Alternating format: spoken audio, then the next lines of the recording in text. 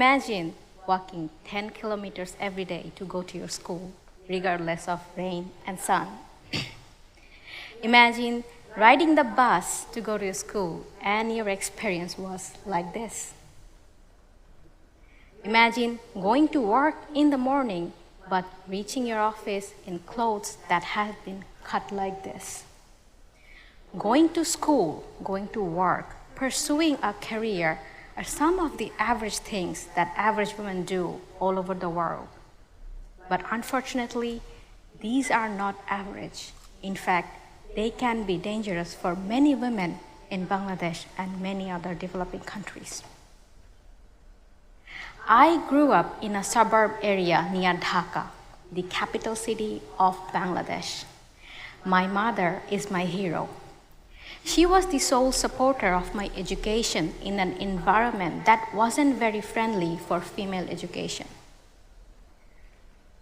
We were immensely happy when I got accepted for admission at one of the best institutions in my country.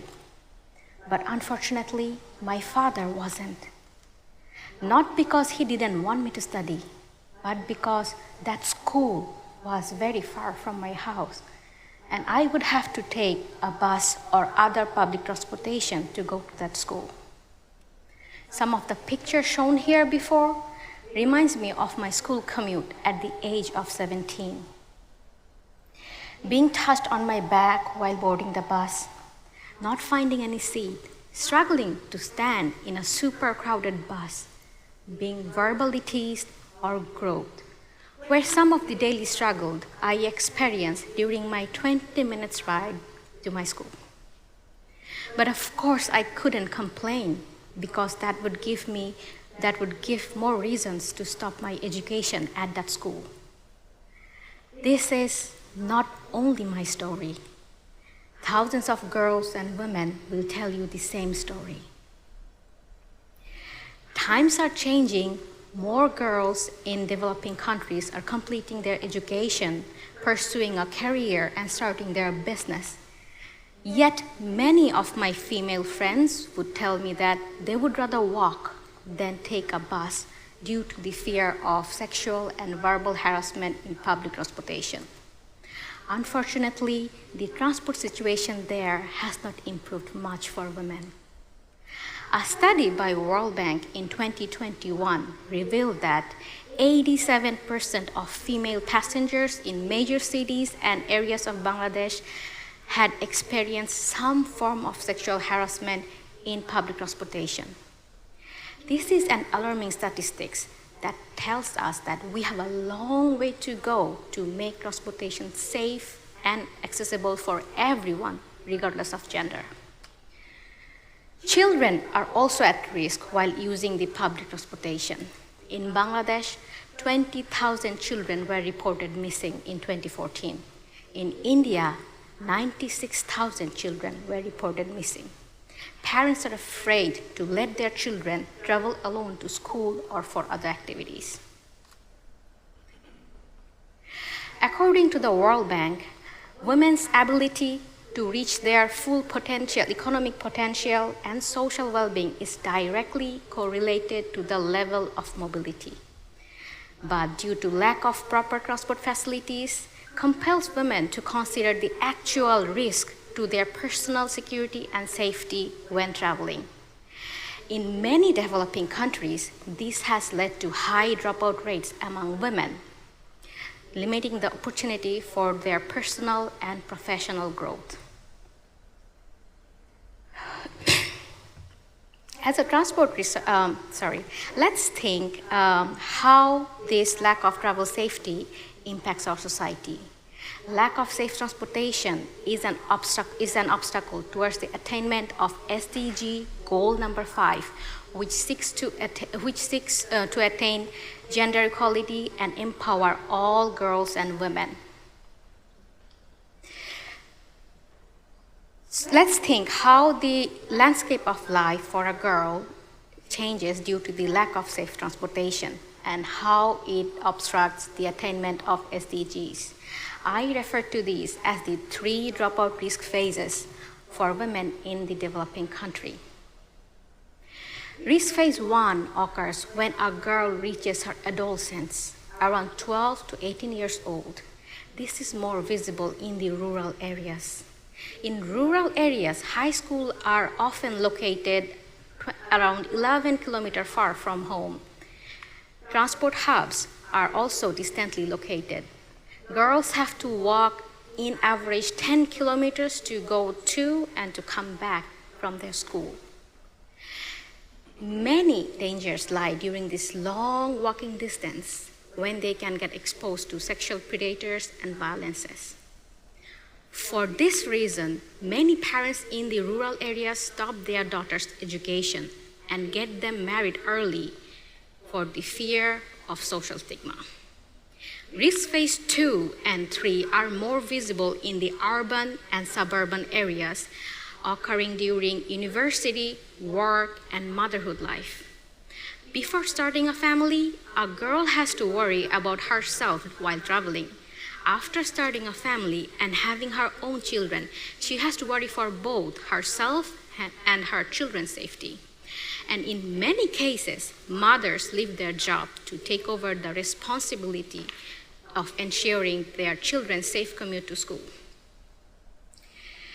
As a transport researcher, I have studied women's mobility pattern in the developing countries and identified 4 major mobility needs in developing countries. Women need wide transport coverage. Women need safe, affordable, and reliable transport service. Firstly, a major portion of women's mobility in developing countries are incurred in non-major roads where big-size vehicles like bus or trains cannot operate.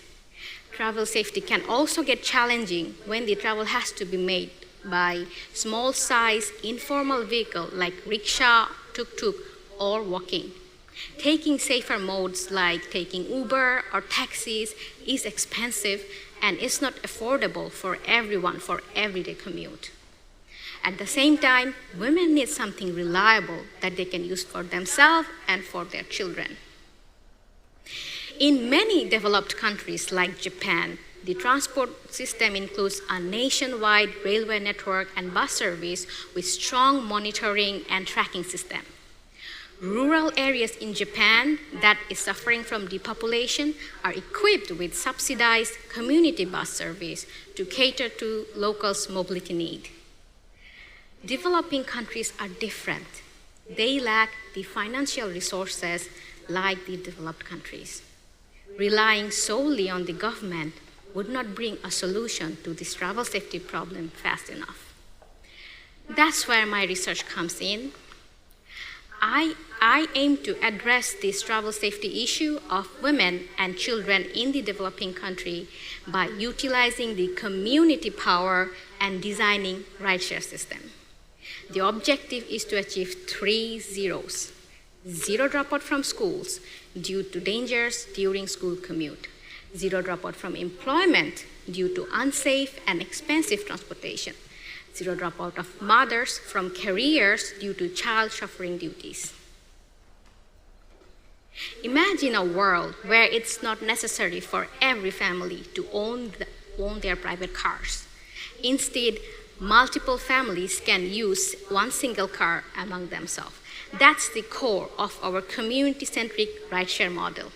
We call it Social Services on Wheels, in short, SSW. We aim to provide safe, reliable, affordable transportation service to the female and younger community members in developing countries using mid-sized vans as shared resource. We prioritize safety and quality of service through proper staff training, monitoring, and surveillance. SSW provides comprehensive coverage, operating in non-major roads and thus reducing the walking distance and risk of harm. We aim to make this service affordable through resource sharing and adopting the Yunus social business model. By sharing resource, we can lower the cost compared to using private cars, taxis, or Uber. Adopting the Yunus social business model allows us to prioritize long-term impact creation over greedy financial motivation. We aim to be financially sustainable without the need for profit making, and that enables us to offer affordable price to our target users. There are more benefits of SSW.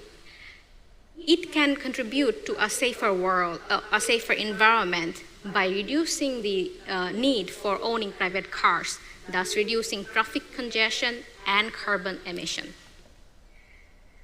SSW has a potential to be a game changer in Bangladesh, transforming the way women and children commute and making roads safer for all. Our dream is to create a world where every girl can pursue their education and career without fear. With proper support and resources, I believe we can make this dream into a reality. Thank you.